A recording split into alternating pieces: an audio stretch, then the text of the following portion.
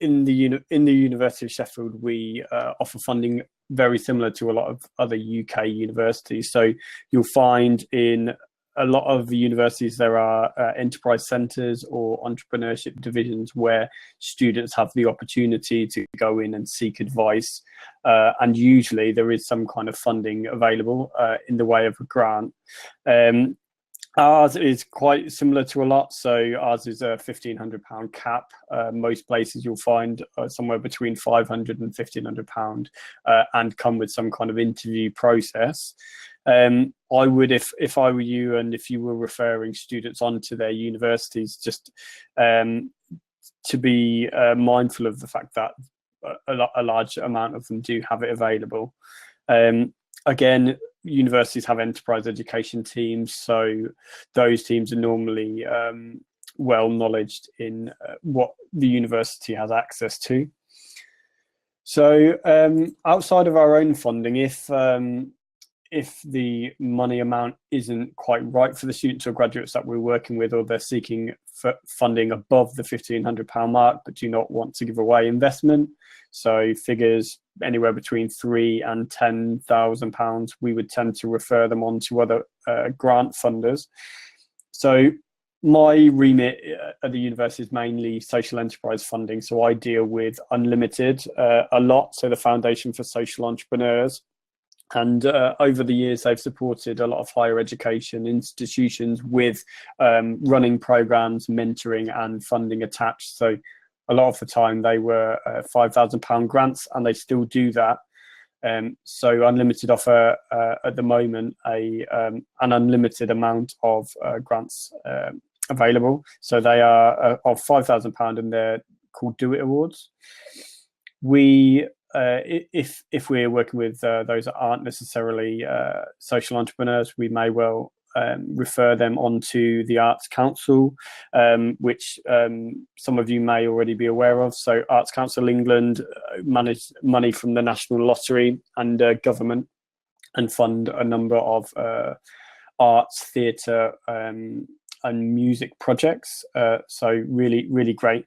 And usually the success rate is quite high on grants up to £15,000. So we tend to put people towards them.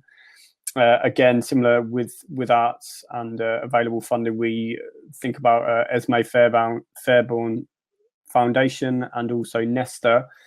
But Nesta are renowned for funding in fewer projects, but those that are highly innovative, but are attached to social impact. So they're really exciting. If companies are working with young people in sports, we tend to look at Sport England or Comic Relief. Again, they do some really good youth action projects and community projects, and big supporters of those. So, you know, we do try to forward our students and graduates onto the most relevant funders, because there are expertise within those organisations that can steer their business. So, for instance, Comic Relief will steer companies working with healthy finance businesses, or you know, businesses that are working around better futures for young people. So yeah, so those are just a few of the ones that we send on, but I do have a link which I will I'm going to put into the chat bar now, actually, which is really handy. So it's a link from the School of Social Entrepreneurs that provides a whole list of grant providers across the UK, and gives a quick summary of why they're on the list and how available the finance is and for what kind of projects. So it's really handy. So I tend to pass that on. So I've just popped that in the chat box now. I'll also send a very quick link to the Unlimited funding.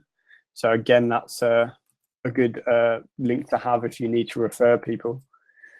But you know, some of the time our students are looking for investment, they're looking for larger sums of money, or they're wanting to consider other options for finance. And so we do consider places like the Key Fund, but Dave will talk to you about that in a moment, and also VC investment and so forth. So Campus Capital would be another referral point for myself as a business advisor within the university.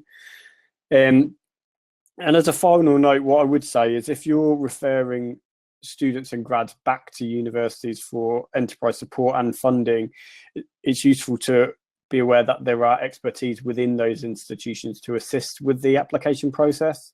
So they're more than likely to have experience in unlimited, bid writing, Arts Council bid writing, and so there's normally in-house support with the application process. So there's loads of options really, but it's about writing good applications that are needed, because most people will see through rubbish ones.